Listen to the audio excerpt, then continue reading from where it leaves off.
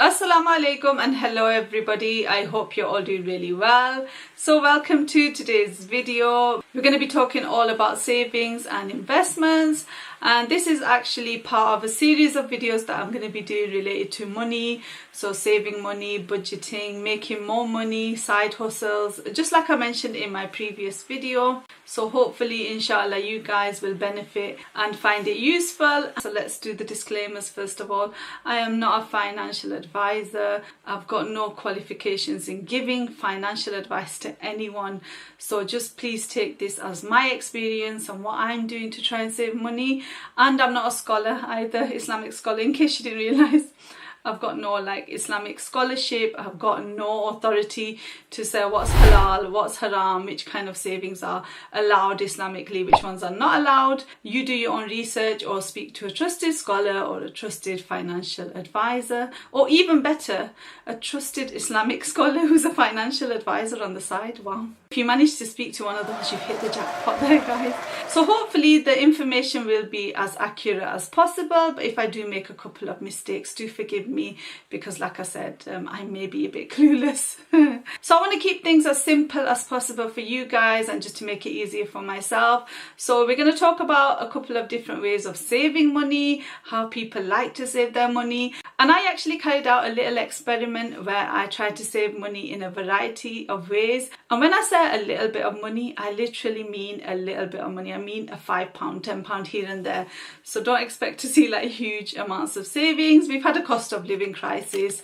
I've got 7 kids, mashallah. Yeah, so I've not been able to save loads. We didn't go on holiday this summer. So that's just to give you an idea of what kind of financial status we're in right now. But alhamdulillah, any extra we can save even with this cost of living crisis is wonderful. Yeah, I'll share that towards the end, and for now we'll just discuss a couple of different ways that people save money. And I don't know why they don't teach this in school. I mean, they do teach some stuff, but nothing like for life. I didn't know anything about the stock market and investing until the lockdown. Properly, I didn't know until the lockdown happened during the pandemic, because it was a big thing then, having savings. You just need to have a little bit of a nest egg. It's at those difficult times and apocalyptic times. It wasn't apocalyptic, but you know what I mean. It's those difficult times where you think, have I got enough put aside for if something goes wrong in life? And it was during the pandemic that I looked into gardening more, because we were at home anyway, and stocking up on tinned vegetables and things like that. So anyway, just going off on a bit of a tangent. So we're going to talk about different ways that people save their money. So there's 5 different ways that I thought of or put together. The first one is in your bank account, or more specifically in a savings account. The second one is under your bed, under your mattress, loads of notes. Dodgy notes under the mattress. Wow, it's raining a lot now. The third way is saving your money as gold or silver or other precious metals. The fourth way is saving or investing your money in the stock market or shares. And the fifth way is cryptocurrency. So we'll have a quick little discussion about these different ways of saving money. Let's start with the bank account one. So this is probably the easiest but the most kind of useless way to save money. Useless in that it's not the most effective way to save money, so you just save it in your bank account. So the bank account that you get paid, your wages or whatever money you get, you just leave your money in there. The main problem with this method of saving your money, which is not really a method of saving money, is that the money that goes into your bank account, you're just going to spend it and you're not actually going to make an effort to save any of it. You could make some random purchases, and in the end, by the end of the month, so let's say you got your wages for the month, by the end of the month you'll have used up all of your wages and you won't really have saved anything. So I think the important thing when you're saving money is to have that intention to save the money, otherwise that money will get eaten up. So instead of leaving it in your bank account, what you can do is put it into a separate savings account. So it's just another bank account but dedicated to savings. Do you like the way I'm explaining? No one knows what a bank account is. I'm sure many of you are fully aware of what bank accounts are, but I just thought let's just take it back to basics. So you might put your money into a separate savings account, and that way it's a bank account that you don't really go into regularly, you don't really spend from there, so you're more likely to actually save money in that bank account, and it's actually more intentional. So every month when you get your wage, you might say, I'll put £100 aside in my savings and then just forget that it's there. Now, a lot of bank accounts, they give interest, and as Muslims, interest or riba is haram. So I did say I'm not going to talk about halal or haram, and don't turn to me for what's halal and haram, but this is basic Islamic knowledge. So I can give you basic knowledge, but no more than that. So riba, interest, is haram and not allowed, forbidden in Islam. So if you put your money into a savings account, a lot of them have interest. I think you can get interest-free savings accounts. I've got a savings account with Halifax. It's an interest one. So you have savings accounts which are effective in that you can put your money there and forget about it. And if you are Muslim and you do get those interest payments, what you can do is work out what that interest payment is and then just give it away or get rid of it somehow. So you can give it to charity. I think you can count it as money that you've given away and you won't get rewarded for it. If you're not Muslim, you're probably thinking, wow, that's a really strict way of dealing with interest. But in Islam, we are very, very strict on interest. So we do try and avoid interest or riba as much as we can. The next way of saving your money is by popping it under your bed. So under your mattress, you've got your notes. I don't know if you're a drug dealer, why are you doing this? Why are your notes under your bed? I'm only messing. But it's not the safest method. But the good thing is at least you've got your bank notes with you, meaning you've got your cash with you and no one can really take it unless they come and steal it. Once they find out you've got your bank notes under your bed, you might become a bit of a target. I think during the 2008 recession, was it around that time in Greece, they closed loads of banks. The people were rioting or protesting. They couldn't get access to their bank accounts. So imagine you've got all your money in the bank. You just can't access it. How are you going to eat? So it's definitely not a good idea to have all your money in the bank, because what if something goes wrong, especially with the economy when it's a mess? And like I said, what happened in Greece. One problem with having your savings in cash is that the value might go down. So as you'll be aware, £10 10 years ago, £10 of banknotes 10 years ago is definitely not worth the same as £10 today, especially within the last year or two. With our groceries, we've realised just how much more expensive they are. So if you've had your savings under your bed for 10 years, you've got £100. 10 years ago, that £100 would have been worth a lot more than it is now. So with it sitting in your house, hidden somewhere, those banknotes, they're not actually increasing and they're not doing anything for you. They're just staying as cash notes. It's good that you've got that on you, but it's definitely not the most effective way of saving money. The next method of saving money, which is very popular amongst Asians, is to put it in gold or other precious metals. Asians love their gold, but you also have silver and other precious metals, I'm sure. The good thing with putting your money into gold, it's physical, so you can keep it somewhere in your house. The value of it tends to go up over the years. I don't know if it goes down significantly. It tends to go up, and gold is always valuable. Even silver, they're just valuable, and having some gold set aside is useful. So gold is definitely a good way of investing your money, but if you've got a lot of it, maybe it's not the safest thing, because you might get robbed, and if people find out that you've got a lot of gold in your house, then you're going to be more of a target. And a lot of Asian women sometimes become targets of thieves because they're walking around with their gold quite literally, aren't they? So I heard one story, a brother said his mum had her ring robbed off her, which is not the most shocking story, but it's just a regular occurrence. That, well, is it regular? I don't know. I don't think all ladies are walking around with their gold being stolen. I guess it depends on where you live. Maybe if you've got a very community feel, all of the Asian ladies are wearing gold, then you're less likely to be a target. But if you're an Asian lady who lives in more of a rough area, where am I going with this? But I like this story anyway. Let's say you're an Asian lady and you like gold and you're wearing a bit of gold on your neck. And don't ask me where I'm going with this, but I feel like I should just finish the story that I've just made up. Yeah, let's say you live in a more rough area where you're not surrounded by like-minded ladies. You're more likely to be a target. If someone sees your shiny gold necklace, they might want to take it. So keep your gold at home, basically. But yeah, Asian ladies, if you ever want to rob anyone, go for an Asian lady, but go to the Asian areas. They're full of it there. I'm joking. They're a lot more protective of their gold than you might think. Don't think you can target the little old ladies in the Asian areas and jump on them. Don't try it. You will regret it. The fourth way of investing your money is through stocks and shares. And this is one I really wish someone had told me or taught me, because it's such a useful way of investing your money, especially over time. Your money just tends to increase. There's a lot more to it than what I'm going to explain. I just kind of know the basics. But let's say you have a company like McDonald's. You can buy some stocks or shares in the company. And in the past, it would actually be a lot more difficult. Nowadays, it's easy because we've got the internet. We've got lots of different apps. In the past, you'd actually have to go through an investment or stockbroker, something like that. And you'd probably have to phone them or see them at the bank. So a lot more difficult. Maybe check every month, see how your investments are doing. Nowadays, we have apps and you can just log in and see how your investments are with these main companies.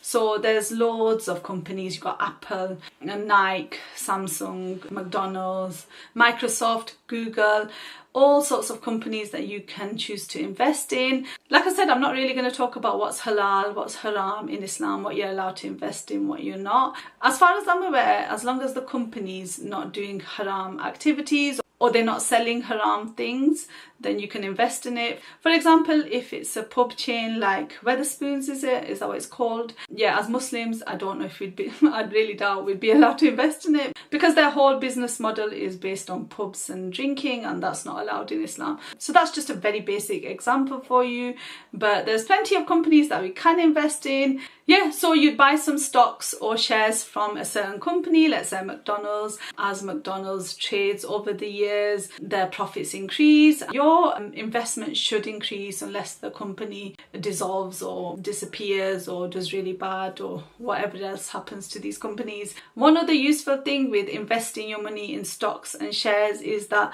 some of these companies will pay dividends to their shareholders. So let's say I invested £100 in McDonald's. Every month I might get back 20 pence of dividends. So whatever profits they make, they give a little bit of that to everyone who holds stocks or shares in their company.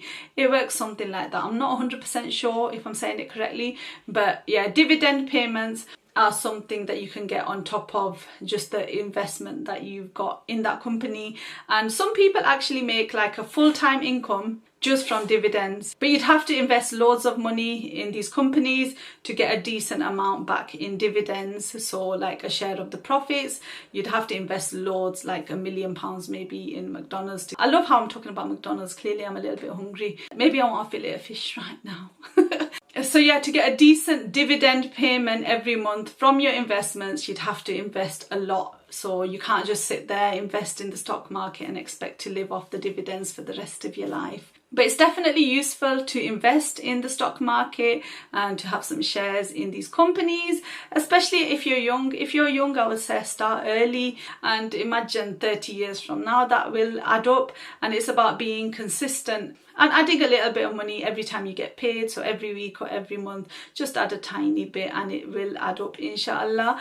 I think one really famous investor is called Warren Buffett. He made loads and loads of money off the stock market. So saving your money in stocks and shares and investing in these companies is one really useful way of saving money. And like I said, I wish someone had told me earlier that you can do that, because it's useful and you might get more back in the end than you put in. So finally, let's talk about probably the most confusing way of saving money or investing. I wouldn't say saving right now because the cryptocurrency market is a bit of a mess, but cryptocurrency. So I'm going to try and keep this as simple and easy as possible for you guys to understand. Cryptocurrency is a form of digital currency. You can't actually hold it or touch it. It's just all digital, really. The most popular form of cryptocurrency, which you will have heard of, is Bitcoin. And apparently this was invented by someone called Satoshi Nakamoto. I think that's how you say it. But apparently no one really knows who this person is. He's like an unknown person. He created Bitcoin, I think, in December of 2010. And since then, no one knows who he is, or he's disappeared. But yeah, it's a bit of a mystery. So Bitcoin is the most popular form of cryptocurrency, and you've got a couple of others which I'll talk about. But it's basically a coin. Let's picture a coin that you can't touch or hold, and you can buy and sell using Bitcoin.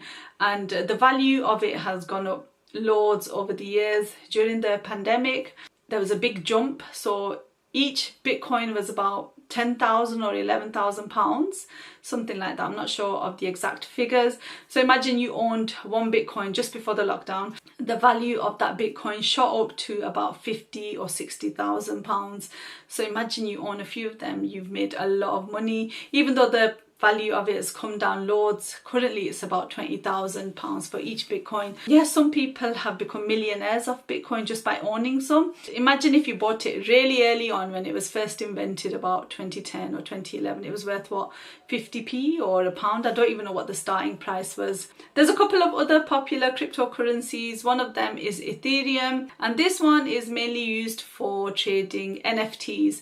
I've made an NFT collection which I've mentioned a couple of times. I'm probably lost a lot of you in terms of you didn't have a clue what I was going on about, but I made a whole NFT collection. I've bought and sold some NFTs that other people have made. Some really popular NFT collections like the Bored Ape Club, is that what it's called? It's been ages since I've looked into NFTs. I do kind of miss it. It's kind of fun. It's like a hobby. Yeah, I think it's called the Bored Ape Club or something like that. Celebrities own it, and the value of each one is really high, like in the thousands of pounds. So yeah, if you own one of those NFTs, that's great, or if you own a few of them. And when people initially bought them, they bought them for like really cheap or really low price, and the value has just increased depending on how much in demand they are. So yeah, Ethereum is used for mainly NFTs, and it's got other uses. Another cryptocurrency that I really like is called Solana. This is also used for NFTs on a different kind of network. There's also a couple of cryptocurrencies which are more of a joke, like Dogecoin, you might have heard of it, or Shiba Inu. I know there's one guy who's made millions off Dogecoin. These cryptocurrencies, which were started as a joke, don't really have any actual value. I don't think so anyway, unless they put in some value to them. But it's more about the community and having fun with them. So they're like tokens, really. Think of it like that. Also, there's been a few scams to do with the cryptocurrency. I think Kim Kardashian was one of the celebrities who had to make a payout in court because of scams to do with cryptocurrency. So what happened is these celebrities would promote a particular cryptocurrency. Let's say I invent a cryptocurrency called Shamsa. Wow, what a cryptocurrency, do you want to buy it? And I asked Kim Kardashian to promote it, and I pay her. I've no idea what Kim Kardashian would charge for an Instagram post. Let's say $5 million. So if I said to Kim Kardashian, you promote my Shamsa cryptocurrency, please, love, and I'll give you $5 million. And then she does that, and then what will happen is the price of that cryptocurrency will get pumped up because everyone is buying it. Me, who's trying to make money off all of you guys and scam you, I sell my cryptocurrency at that high price, make loads of money, the value of it goes right back down, and it's called a pump and dump. So yeah, there was loads of scams going around as well, and the celebrities were all doing it. Well, they didn't do it deliberately, but they got paid to promote these cryptocurrencies, and they had to pay out in court for scamming people, really, basically. So there's the different ways of saving or investing money, from the more traditional ones like saving in gold to the more modern like saving in cryptocurrency. The past year, I thought I'd do a little bit of an experiment. I'd put a little bit of money into 3 different forms of savings. So my savings account. The reason I put some into my savings account is like, what do you call it? You know, when you do an experiment in science, it's the control, yeah. It's the control variable. It's just for me to know how much money I actually put into each of the different methods of savings. So yeah, I put some money into my savings account and then into some stocks and shares via Trading 212. That's the app that I use to buy stocks and shares and invest in different companies and in cryptocurrencies. So the app I use for that is Coinbase. That's the most popular, and they're all really straightforward to use. I checked my dates and I can't believe it's been almost a year. So on the 23rd of September 2022 last year, I put £10, like I said, didn't put much in, guys, don't judge me. I put £10 into my savings account, £10 into the stock market via Trading 212, and then £10 into cryptocurrency via Coinbase. So the £10 in savings, I just stuck it into my savings account, really easy. £10 in the stock market, so I can't remember, but I'll put some screenshots up, hopefully, inshallah. I put some money into a few companies which I thought I liked. When you're investing in the stock market, pick some popular companies or places that you shop at, or just companies that you like or you think are going to do well in future. So yeah, that's really how you invest in the stock market. Yeah, so with the stocks and shares, I just picked a couple of companies that I want to invest in. With cryptocurrency, I did the same thing. So £10 I put in initially, and I invested some in Bitcoin and a couple of other cryptocurrencies like Ethereum and Solana. And there's some that are really cheap to buy, some cryptocurrencies, and sometimes the price can shoot up. So you can put a few pennies here and there as you like. But with Coinbase as well, they had this thing called learning rewards. So it's within the app, you do a little lesson on a particular cryptocurrency, like a new one, and then you answer like 2 or 3 questions and you get $3 or something in that cryptocurrency. So that's like free money, isn't it, really? I'm not sure if they're actually doing any learning rewards at the moment. There's none that I've seen, but at the time when I was first investing, they did have a couple of learning rewards. So I got a couple extra dollars here and there from answering those questions about the different cryptocurrencies. So my method of saving this past year was just to add a little bit whenever I could.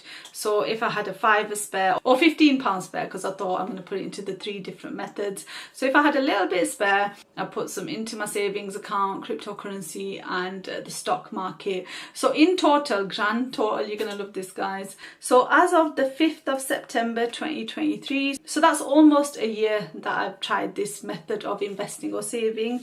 I'll tell you exactly how much I've got, and hopefully, inshallah, I'll put some screenshots up. So in my savings account, I've got a grand total of £60 and 19 pence. And I'm laughing, I shouldn't laugh, money is money, alhamdulillah, but I managed to save £60 over the past year. And like I said, that's like my control variable, and that 19 pence is actually interest or riba. I need to give that away and class it as not charity, but just money that I've got to get rid of. So my savings were £60 in my savings account. In my stocks and shares, shall I leave that till last because it's quite impressive actually? Let's go to my cryptocurrency, which was a little bit disappointing because I had £52 and 37 pence. I invested £60, remember, so I've lost almost £8 by investing in cryptocurrency. It's not the best time at the moment for the cryptocurrency market. It's very volatile. Anyway, it's been a bit all over the place and it's not got back to the really high levels that it was during the pandemic. So it's good to keep it in there, but I didn't think I would make a loss. I really thought I'd make like £5 on top of what I put in there at least. And I'm thinking if I hadn't done those learning rewards, so those extra $3, $2 that I got, if I hadn't done those little questions to get that extra little bit of money, I would have had even less. My £60 would have probably been about £45. So because of the learning rewards, it's a little bit higher, but it was still a loss. So almost £8 down by investing in cryptocurrency this past year.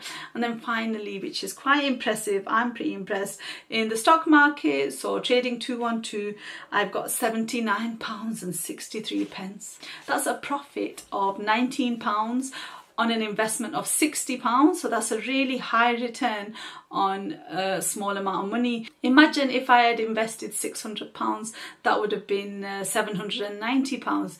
Let's say I'd invested £6 million. Wow, what a jump. Let's say £600,000, that would have been £790,000. So £190,000 on top of whatever I would have invested. Okay, let's say £6 million, I would have had £7.9 million just by putting it into the stock market. Now imagine if I'd put that under my bed or just in cash. First of all, I'd need a really big house to put £6 million in it in cash. It's amazing that just by putting my money intentionally into some stocks and shares of companies that I like or that are reputable or that have been around for a little while and they're doing innovative things, or for whatever reason you invest in those companies, I've managed to make a little bit of money on top of whatever I put in there. Yeah, that's my little savings experiment. I found it very interesting and dazzling is the right word. No, I'm actually amazed that I've got such a high return. I know it sounds ridiculous, £19, but on what I invested, £60, is it almost 30%? Oh, have I totally lost it? That's a really high return on what I invested. So I hope you found this interesting. I really hope I didn't bore you too much or confuse you. I tried to keep it simple, but it can be a little bit confusing, especially all the cryptocurrency stuff. So the links for the apps, like I said, not sponsored by either. The Trading 212 app, I'll put a link in the description. If you use that link, it's like a referral link, so I'll get like one free share, and if you sign up using that link, you'll get one free share as well. And I think that link can only be used 5 times to get that free share. Yeah, I don't know how else to get like a different referral link, or maybe I could have signed up as an affiliate of Trading 212, but that's just so much hassle. But anyway, if you follow the link in the description, it's a referral link where I'll get a free share if you sign up to the value of £100. But in the past, when I've like sent an invitation for someone to sign up to Trading 212 using that link, I've received a share, and the person who signs up has received a share, and it's worth about £7. But it could be up to the value of £100, who knows. So yeah, you'll get a free share and I will get a free share, and that can only be done, I think, 5 times. If you click on the link, it'll probably still work, but you might not get that free share. Just putting it out there, guys, don't cry, and I want to. The Coinbase link, I couldn't actually find a referral link, so I'll just put a link to Coinbase, and I get nothing from that, and I don't think you will as well, but it's all right, guys. If you're like a family or friends, what I'd do if I was you, let's say there's 5 of you in a family. Wow, what a great family, mashallah. So let's say there's a dad, mum, 3 over 18 kids. So the dad signs up to the Trading 212 app and then send invitation links to the rest of your family. You'll get a free share, and your wife will get a free share, or your kids, your wife will send a link to your kids and your kids will get a free share, the wife will get a free share. So don't just all separately sign up for Trading 212, send each other an invite or a referral link, or to your cousins or whoever, your friends, and that way hopefully you can each get a free share. All right, and make a bit of money, and it's a long-term thing with investing. And like I said, I wish, this is when I do my fake cry. I wish someone had told me earlier that such a thing exists, because I would be on that private island right now, and I just have to wait now till I'm about 80, but inshallah I'll still be able to move by then.